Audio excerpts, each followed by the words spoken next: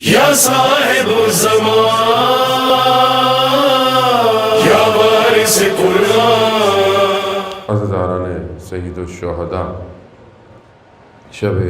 جمعہ ہے اور خدا کی بارگاہ میں شکر گزار ہیں کہ پروردگار نے ہمیں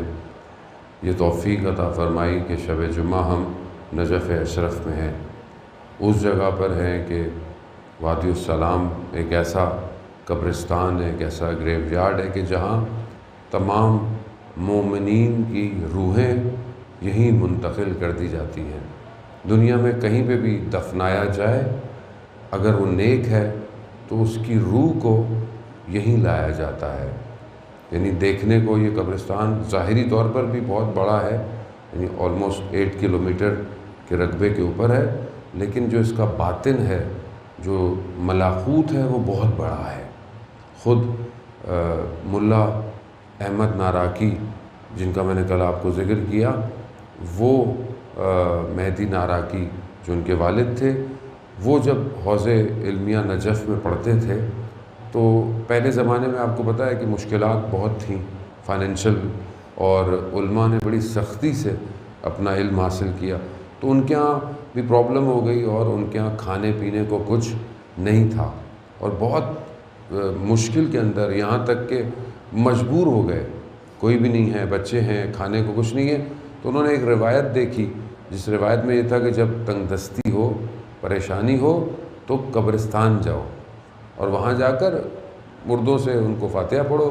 حالت اچھی ہو جائے گی۔ تو یہ بھی قبرستان آئے وادی السلام، کہہ رہے میں کھڑا ہوا تھا تو میں نے دیکھا کہ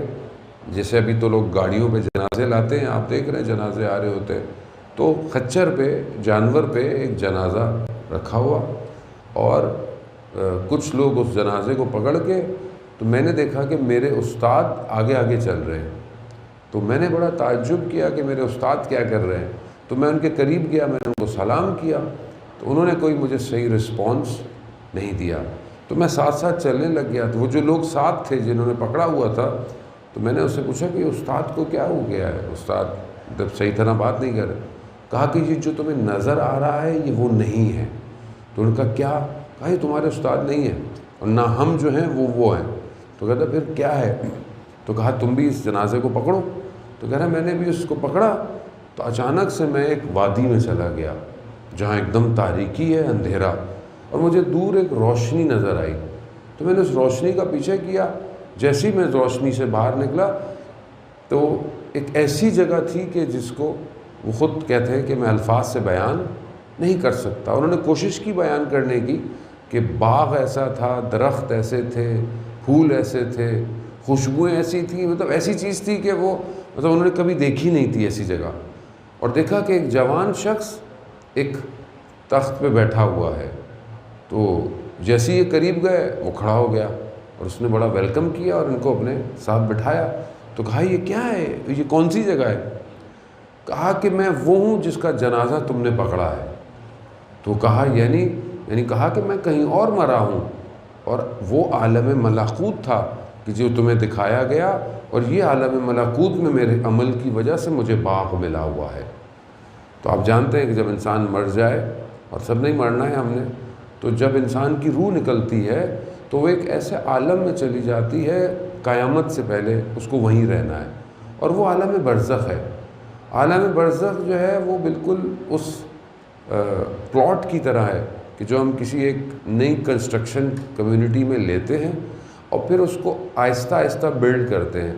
پہلے اس کی وال، پھر اس کے بعد اس کے پلرز، پھر اس کی فلورز، پھر جب پوری بلڈنگ بن جاتی ہے تو پھر فرنیچر، انفراسٹرکچر، آہستہ آہستہ۔ عالم برزخ بالکل ایسے ہی ہے، جو ہم کر رہے ہیں وہ عالم برزخ میں جا رہا ہے as it is real time, اور عالم برزخ ہمارے ساتھ ہے بالکل، ہم دیکھ نہیں سکتے، ظاہر ہے ہمارے اندر وہ کوالٹی نہیں ہے، لیکن علماء دیکھ سکتے ہیں اس کو، تو وہ ان کو دیکھا کہ وہ جو انہوں نے اچھا عمل کیا تھا وہ سب وہاں موجود تھا، کیونکہ جو آپ اچھا عمل کریں گے برزخ ویسی ہے، اور جب انسان مرتا ہے اس پلاٹ میں شفٹ ہو جاتا ہے، بالکل ایسے ہی ہے۔ اب انہوں نے کہا کہ میں گھوم لوں، ان کا ہاں گھوم لو۔ دیکھا، میں اچانک سے دیکھا کہ مجھے میرے پیرنٹس نظر آئے، وہ کہتے ہیں میرے والدین مجھے نظر آئے، تو میں بڑا خوش ہوا، میری فیملی کے لوگ. تو وہ جو میرے اندر غم تھا نا، ایک غم کہ میرے بچے بھوکے ہیں اور گھر میں فاقے ہیں، وہ غم ختم ہو گیا تھا. اچانک سے میرے پیرنٹس سے مجھ سے پوچھا بچے کیسے ہیں، جیسے ہی انہوں نے مجھے پوچھا وہ غم میرے اندر آ گیا، اور وہ انہوں نے خود محسوس کر لیا. کہا تمہیں کچھ چاہیے؟ کہا ہاں. کہا فلانے جگہ کمرہ ہے وہاں جاؤ اور وہاں چاول ہے وہ لے جاؤ. کہتے لے جاؤ؟ کہتا ہاں لے جاؤ. کہتا میں گیا، چاول تھے، میں نے اپنی ابا میں جتنے آ سکتے تھے سمیٹے، اور پھر میں باہر جب میں نکلا، میں جاؤں کہاں، تو مجھے وہ دریچہ نظر آیا. میں وہاں سے نکلا باہر، پھر وہی تاریکی، اور پھر میں نے دیکھا کہ میں قبرستان میں کھڑا ہوا ہوں. میں بھی قبرستان گیا تھا، میں نے شاید کچھ ہمارے ساتھ بھی ایسا آج ہو جائے، پتہ نہیں، کیونکہ بہرحال اس کے لیے بھی ایک ظرفیت چاہیے. تو اب وہ گھر آئے، بچے خوش ہو گئے، کھانا پکایا، چاول کھایا. کچھ دن کے بعد ان کی وائف کہتی ہیں کہ یہ چاول بہت عجیب سے ہیں.